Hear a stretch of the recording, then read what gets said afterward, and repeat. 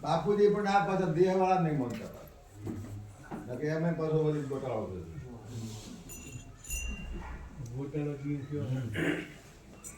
અરે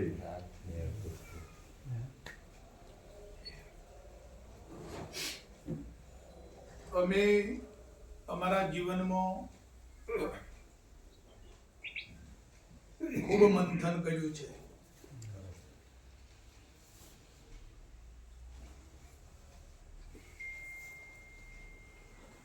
જો કે એ વખતે અનુભવ અમને એટલો બધો વિશાળ નહોતો બન્યો ત્યારે અમે વેદ વાંચેલા.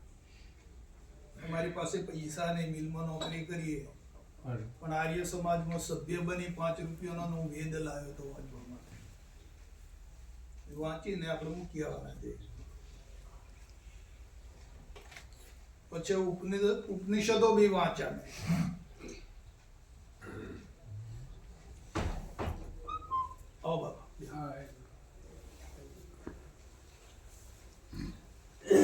વેદાંત ને લગતા ઘણા પુસ્તકો અમે વાંચ્યા.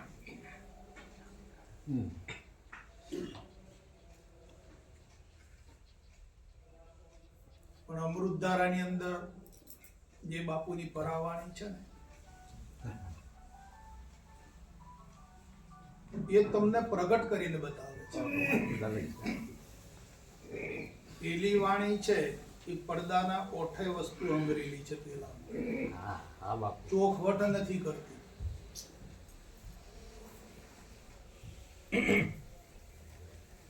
જ્યારે બાપુની જે પરાવાણી છે પ્રત્યક્ષ આપણને દર્શન કરાવે છે.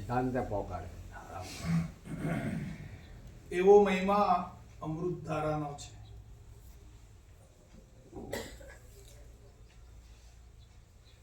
અમૃતધારા કેવળ વાંચવા માટે કે સમજવા માટે નથી.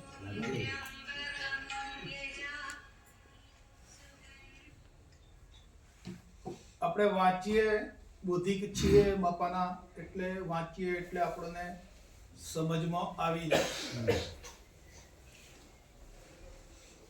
કે આ વાણી શું કહેવા માંગે છે. એ સમજમાં આવી જાય છે.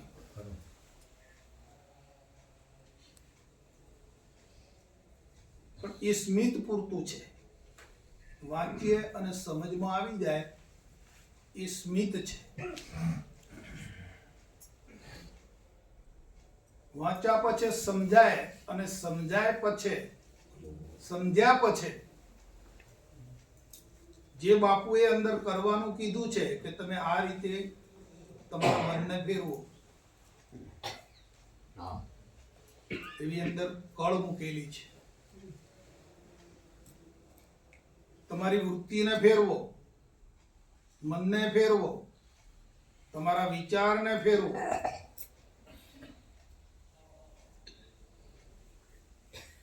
એમ જો વાંચીએ ને સમજીએ પણ જો આપણે આપણા વિચારને કે આપણા મનને, આપણી વાણીને, આપણી વૃત્તિઓને જો આપણે ફેરવી ના શકીએ,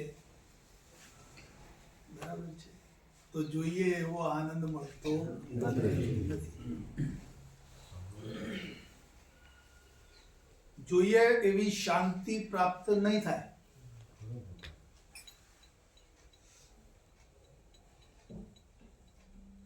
જોઈએ એવું સુખ પ્રાપ્ત નહીં થાય. પોતાની વાણીને, વૃત્તિઓને, મનને ફેરવીને જોઈજો, વાંચજો, સમજજો, અને સાથે સાથે આપણા મનને ફેરવજો બાપુએ કીધું એ પ્રમાણે. કેમ કે બાપુની વાત પ્રત્યક્ષ છે, પરોક્ષ નથી.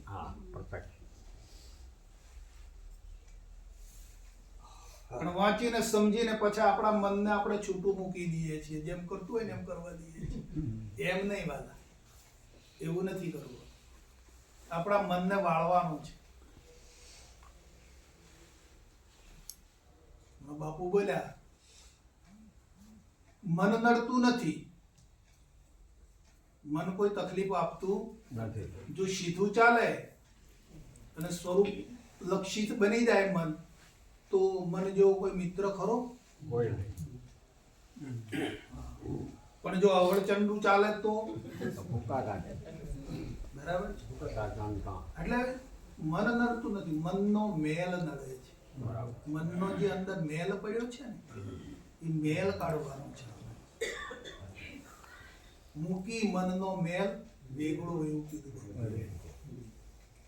આવો કે આપણે જાણીએ સમજીએ, પણ જ્યાં મનનો મેલ છે ને એ દૂર કરવાનો છે.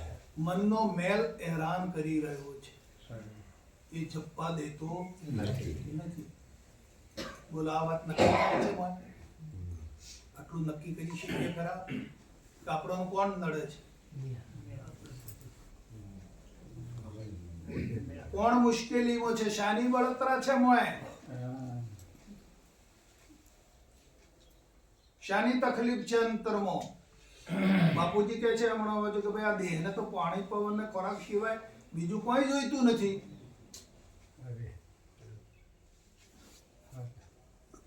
આ ત્રણથી ઉત્પન્ન થયું છે. આ ત્રણ એને પોષી રહ્યા છે. આ ત્રણ જયારે અળગો થાય ત્યારે પડી જાય. તો આ બળતરા શાની છે? તકલીફ શાની છે મોય? એ આપણે વિચારવું પડશે. અને બોધ મળ્યો છે, સમજ પણ છે અંદર મૂકેલી બાપુએ, પણ જે આપણે અંતરનો જે મનનો મેલ છે એ આપણે દૂર કરવો પડશે.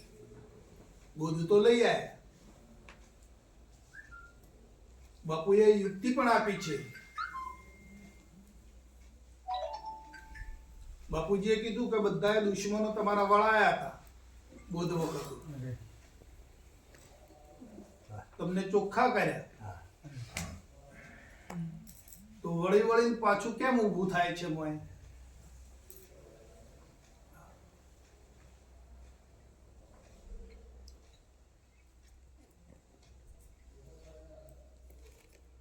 ઉણપતા છે અંદર, કંઈક ને કંઈક ઉણપતા પડેલી છે.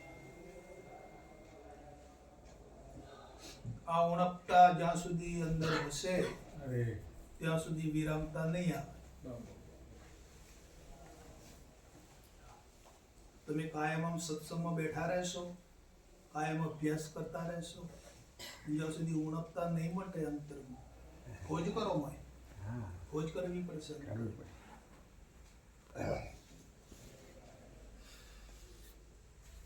ચંદુભાઈ, ઉણપતા સમજાય છે મોય? કોણ હેરાન કરે છે? મનનો મેલ કે બીજું કઈ? ઉણપતાનો મેલ છે. મનનો મેલ જ. કરોડો મળે છતાં ઉણપતા મળતી નથી.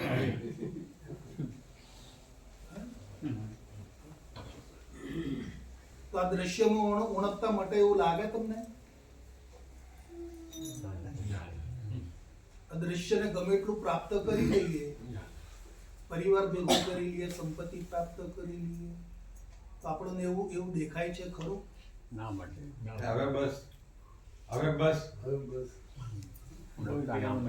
ઉણપતા મટી જાય એવું લાગે છે તમને? ના મળે.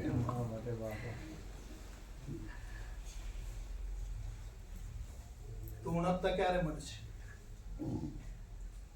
આપણા મેલને કાઢવાનો છે, ઉણપતા મટાડવાની છે.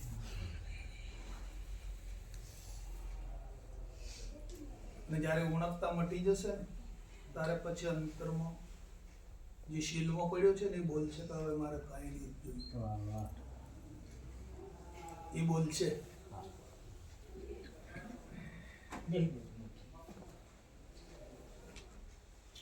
બેહી જાઓ.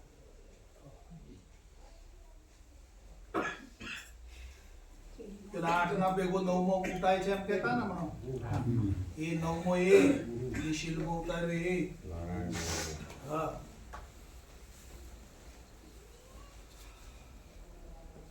આખા વિશ્વને કોણ જાણે છે? એ જાણનારો એ છે.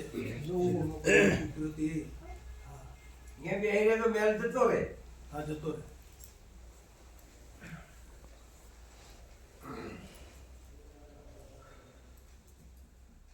એટલે આ દ્રશ્યમાં ક્યારેય ઉણપતા મટે એવી નથી.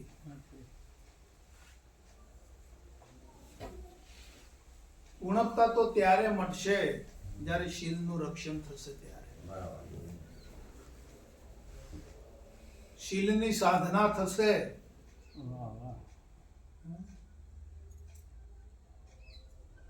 શીલમાં તપસ્યા થશે,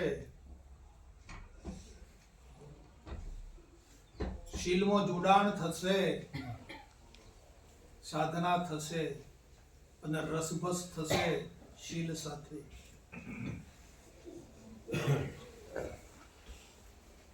ત્યારે આ મનનો મેલ, મનની ઉણપતા અને મન પછી તો ગળી જશે એમ. મન જેવું કઈ રહેશે નહીં. કરી જુઓ, તમે પ્રયત્ન કરી. કરવું જોઈએ.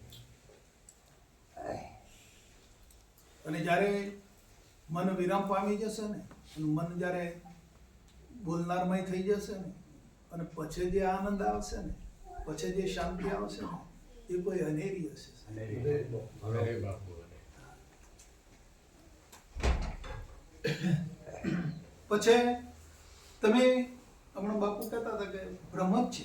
આ બધી જે ઉપાધિઓ, જીવ, માયા અને ઈશ્વરની જે ઉપાધિ છે ને, એ બધી ટળી જશે. પછી તમને સર્વત્ર બોલનાર દેખાશે. હા. અને બોલનાર સિવાય, બ્રહ્મ સિવાય, બ્રહ્મ કો બોલનાર કે આત્મા, શબ્દો જુદા છે પણ તત્વ એક જ છે.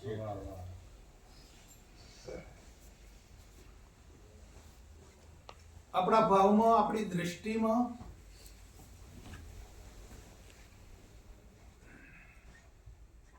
આપણા વિચારમાં એક બોલનાર સિવાય બીજું કાંઈ દર્શાશે નહીં. હા. એનું જ દર્શન.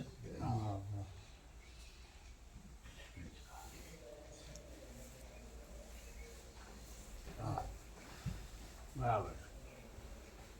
કીધું બાપુ એમણે દેખાનાર અનિત્ય છે અને બોલનાર નિત્ય છે. તો નિત્ય છે એ પ્રગટ થઈ જશે. પણ આ જે ખોળી રહ્યો છે ને, જે ખોળી રહ્યો છે ને, જે વસ્તુને, એ ગુરુદેવમાં ખોવાઈ ગયું. અરે બાપુ. આ બાપાની અંદર ખોવાઈ ગયું. પડે. તમારા ભાવને, તમારી વૃત્તિને, તમારા મન ઓમાં જોડી દો બાપા, ઓમાં ખોવાઈ દો. જો તમને આવડે તો. પછી બધું પતી જશે તમારે. ખોળનારો જ્યાં સુધી ગુરુદેવમાં ખોવાતો નથી ને, ત્યાં સુધી જે અંદર શીલમાં છૂપો છે ને, એ પ્રગટ નહીં થાય.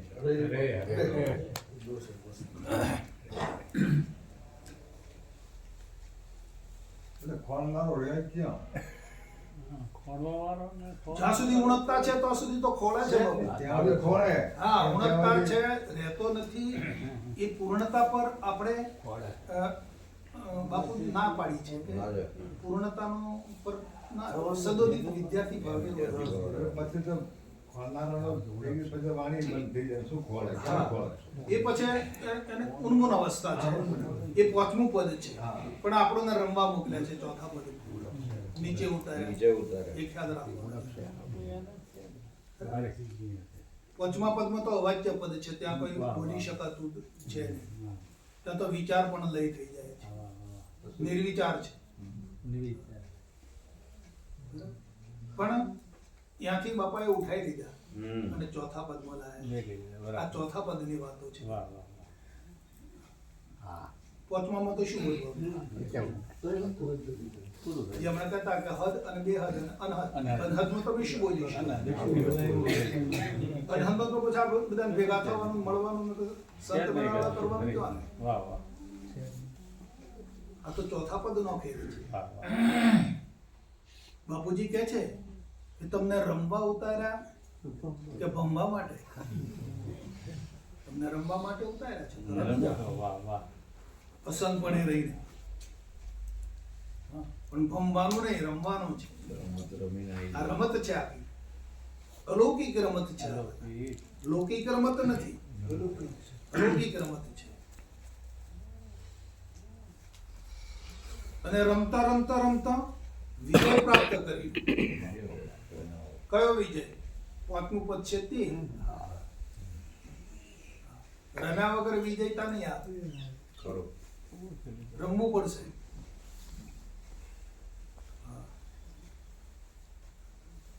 તમે રમત રમશો એટલે ખુમારી આવશે, તમારા પાવર આવશે. પણ રમત જ ના રમો તો ક્યાંથી ખુમારી આવે, ક્યાંથી પાવર આવે? હા, જેમ એક ખેલાડી હોય એ રમત રમે તો એનું શરીર કસાય, એના કળાનો વિકાસ થાય, અને પછી એમ કરતા કરતા વિજયને પ્રાપ્ત કરે છે. એવોર્ડને પ્રાપ્ત કરી લે ને. હા, છે વસ્તુ, પણ ત્યાં બોલવાનું નથી. આપણે ત્યાં બોલવાનું નથી. બાપુજીએ કીધું કે વાલા, એક બાજુ તમારો વિસ્તાર છે, જણાને જીવડા પરિણામે, એક બાજુ તમારો માલિક છે. આપણી રમત છે.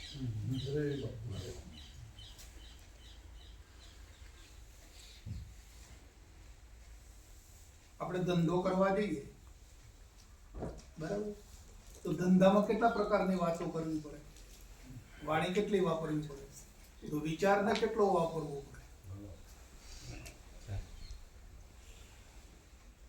બરાબર, કેવા કેવા પ્રકારની વાણી વાપરીએ એ વાણીમાંથી દોષ ઉત્પન્ન નથી થતા.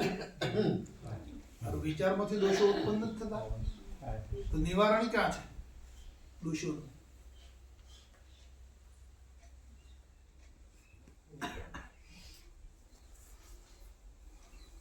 જ્યારે આવી રીતે બેસીને આપણે જ્યારે વિચાર શ્રેણી કરીશું ને વિચારમાં લાવીશું ત્યારે એનું નિવારણ છે.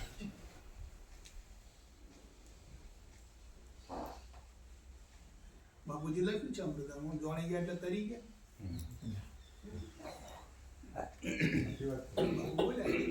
તમે જોણી ગયા એટલે શું તરી ગયા? માનવું પડે.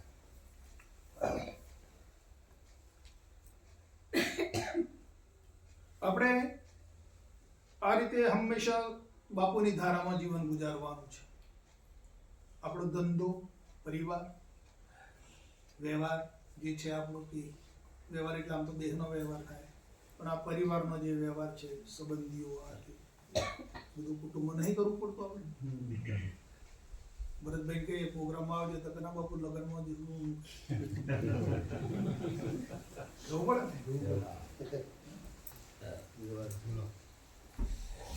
બાપુ એક પ્રશ્ન પૂછું. જણ્યાને જીવાડવું ને પરણ્યાને પાળવું એટલે શું સમજવું? એટલે જો જે આપણે પરણીને લાયા છીએ એને પાળવા તો પડે ને, એને જીવનની જરૂરિયાત તો પૂરી પાડવી પડશે ને. એટલે પાળવાનું કીધું.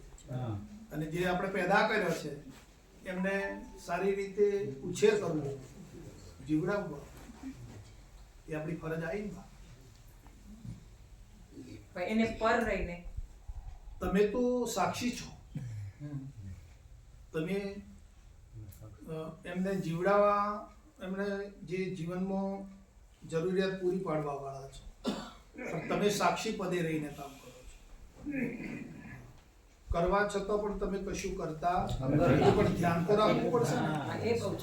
ધ્યાન રાખવું પડશે તમારે હર કોઈ કાર્યમાં. આપણે તો આમ સાક્ષી ભાવે છીએ. ચેતન જે આત્મા છે સાક્ષી ભાવે છે, કોઈ કાર્યમાં આવતો નથી. હા, કાર્યવાહી બધી પ્રકૃતિની છે. દામ એટલે લક્ષ્મી, એમ એવું કીધું બાપાએ. અને દામ એટલે દ્રશ્ય, પ્રકૃતિ. દામ કરે કામ અને મૂર્ખો કહે છે કે મેં કર્યું.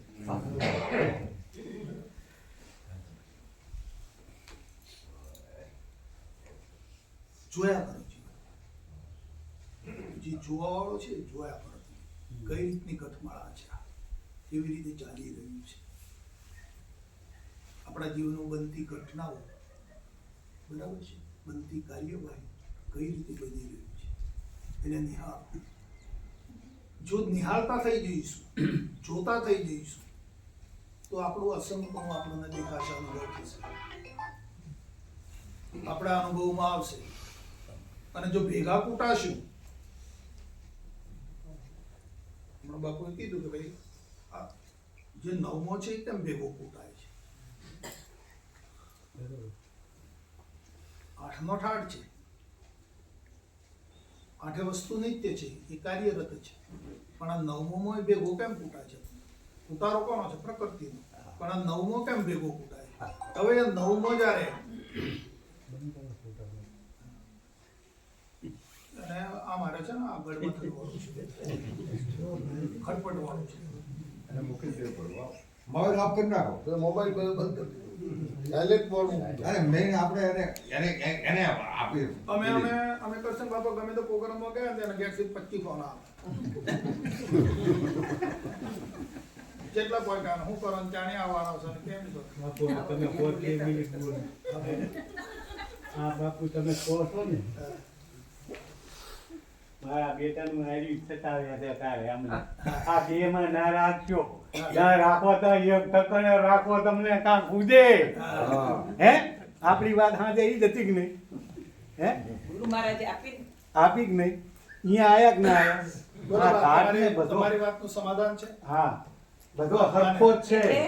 કાટમાં સરખો સમાધાનમાં બધું અલગ અલગ સમજાય છે હા કે આમ અમુક એવી રીતે કે છે કે જે આપણે ઉત્પન્ન કરેલું હોય, મતલબ કે આ શરીર મારું છે, પછી આ બધા બળગાણ તો આપણે ભેગા થવાના. જો આને જ પર કરી દે તો પેલું એ બળગાણ બધું જતું રહે. તો એ પાળવાનું એટલે તમે જે ઉત્પન્ન કર્યું આ મારું છે મારું છે એટલે તમને પાળવું પડે. ને જો મારાનો ભાવ છોડી દઈએ તો એ તો પાળનારો તો અમે એનો કાર્બન છે એ પાળ્યા કરશે, પણ હું કરું છું એ ધ્યાન રાખવું પડશે. હા ધ્યાન રાખવું પડશે. કરનારો તો કરે જ છે. તમારે કેવળ ધ્યાન અંદર કરવાનું છે. પકડવાનું કાંઈ નથી, પકડશે નહીં. તમારી ફરજ ના હોય તો આજે આદા કરવી જ પડશે. પકડવાનું નહીં, સાક્ષી ભાવે નહીં. કરે. કોઈ ભાઈને કઈ પ્રશ્નમાં કઈ પૂછતું હોય, કઈ અંતરમાં કઈ મારો છે. પ્રશ્ન હોય તો પૂછજો કોઈ. તમારો પછી પેલા આપણા ભાઈઓ બધા મળ્યા છે, કોઈને કઈ પૂછતું હોય આ બાને જેમ હા એ બરોબર. પૂછ્યું એ પ્રમાણે આપણા લેવડ દેવડ છે આપણા માર્ગમાં. બરોબર. હા બરોબર. બાપુની હયાતમાં પણ અમે એ પ્રશ્ન તો હોવી જ જોઈએ ને. પૂછતા હતા, બાપુને પૂછતા હતા કે બાપુ અમને આ નથી ગેડ લીધું, નથી અમને આ એ થતું. એ બધું અમે પૂછતા હતા બાપુ એનો પ્રત્યુત્તર આપતા હતા. આપતા હતા ને ખરેખર છે મનનું જ્યાં સુધી શંકા હોય એ પૂછી જ લેવું હા તો જ સમાધાન થાય. આ સંતુ બેઠા ને ગુરુ મહારાજ બેઠા એટલે એ એને પ્રશ્ન હતો એ બાબુ. સંશયાત્મક આપણે ગૌ હત્યા એટલે શું સમજવાનું? હે હે? ગૌ હત્યા એટલે શું સમજવાનું? જો બહારનો પ્રશ્ન નહીં લેવો. આપણે ગૌ બોધમાં હત્યા, આવે ને આપણે અમૃત હા, ધારા. ગૌ હત્યા એટલે તમે ગાયને મારી નાખો તો કેટલું પાપ લાગે. ગાયની અંદર 33 કોટી દેવો છે એવું શાસ્ત્ર કહે છે, ગાયના શરીરે. હવે તમે ગાયને મારો એટલે 33 કોટી દેવોને માર્યા ગણાય. એ ગૌ હત્યાનો તમને પાપ લાગે છે. તમે જો બાપુજીની પ્રતિજ્ઞાનું ઉલ્લંઘન કરો, વચનનું પાલન ના કરો તો તમને એ બ્રહ્મ હત્યા કહો કે ગૌ હત્યા કહો એના અધિકારી થઈ જાવ. એમાં કોઈ બીજો સંશય નહીં. સંશય રાખવાની તો આવે. એ જ આવે ને. તમે બાપુનું વચનનું ઉલ્લંઘન કરો સંશય નહીં. વાત તો ઉલ્લંઘન થાય તો સંશયો ઊભા થવાના છે તમારે. તમે બાપુની પ્રતિજ્ઞા તોડશો, હા બરાબર છે, તો તમને ગૌ હત્યા કે બ્રહ્મ હત્યાનું પાપ તમને લાગે. હા. બરાબર છે.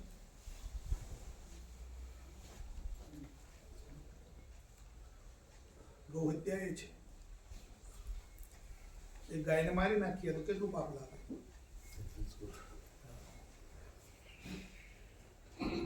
એટલું પાપ લાગે તમને જો બાપુની પ્રતિજ્ઞા તોડો તો. બરાબર છે ભાઈ? હા બરાબર. આમાં શું છે બાબુ? એક ભાઈએ થોડું ઉલટ સમજાયેલું હતું. હા. એટલા માટે તમને પૂછવું હા, પડે તો કેમ કે આ સમજાય? વસ્તુ આમ છે. આમાં આપણો પ્રશ્ન અલગ પડે હા, તો તે બોલો કેમ કેમ બોલો? એકાંત પૂછીશ હું તમને હા? એકાંત પૂછીશ ના, એકાંત પૂછો. બાપુ, આ એકાંત છે. જાહેરમાં જ હોય ને આપણું એક જ સ્વરૂપ છે. જો, આપણું આ એક જ સ્વરૂપ છે. આ આપણું એકાંત જ છે. તમે જાણો બીજાને જણાવો ને. આથી એક જ છે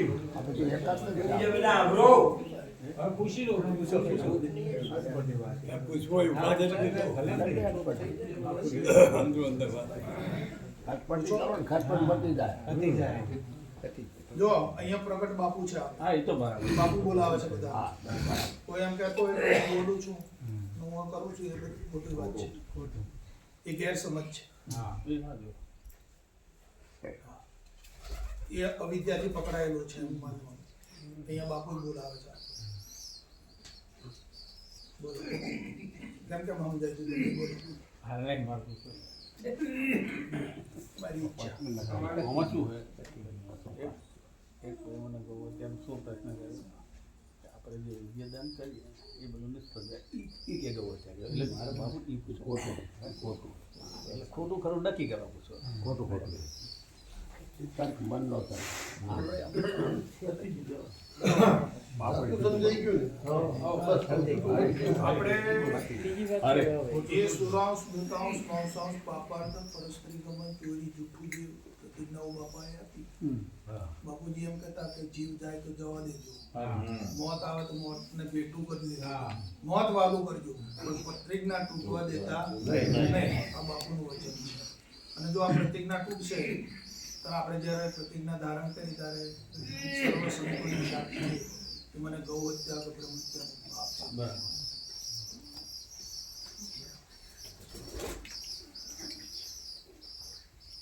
અને આ ભયાનક વસ્તુ બાપુએ બોધમાં મૂકેલી છે. આ ભયાનક છે. કેમ કે ભયાનક વસ્તુ થી જ પ્રીતિ આવે છે આપણા. જ્યારે આવો ભય હોય ને ત્યારે અંદર બુદ્ધિ બીવે, મન બીવે આપણું કે મારા બાપુની પ્રતિજ્ઞા છે, આવું મને એ થશે જો ઉલ્લંઘન કરીશ તો. બરાબર. શાસ્ત્રોમાં પણ 4 પ્રકારનો વાત બતાવી છે. રોચક, ભયાનક, વાસ્તવિક. આવા 4 પ્રકારના વાક્યો છે.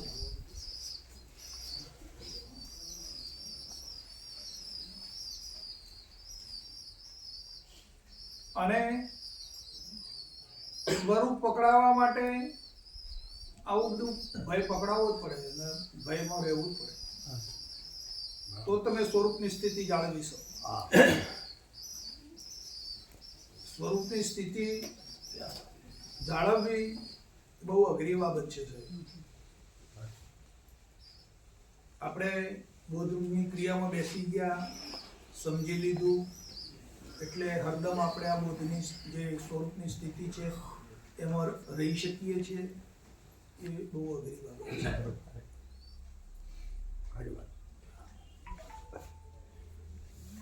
બાપુએ કીધું છે કે સ્વરૂપમાં રહેવા માટે હરદમ સત્સંગ રાખજો. સત્સંગથી આપણી વસ્તુ જે છે ને એ જળવાઈ રહેશે. સત્સંગ હશે તો જ આપણે જે મળેલી વસ્તુ છે, સ્વરૂપ વસ્તુ છે, બરાબર છે, તો એ જળવાઈ રહે. આપણે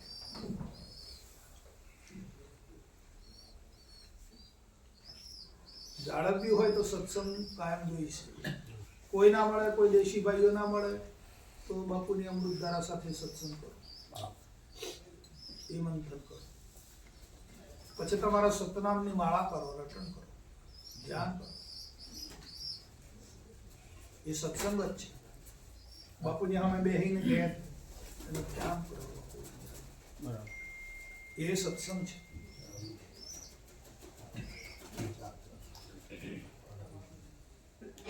ચા પીવાને બેઠા તાર હું ચા બધું ક્યાંથી લાવો છો? હમણાં તો ચા પીવડાવીને એટલે દેહ માટે આવ્યા છીએ.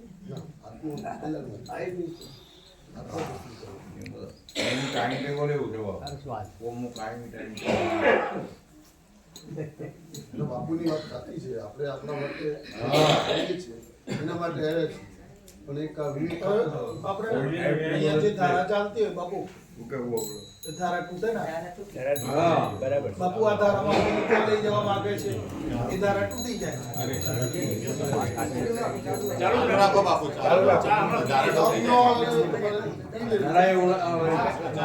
બંધ રાખો છો, બંધ રાખો. બીજા ટાઈમ પર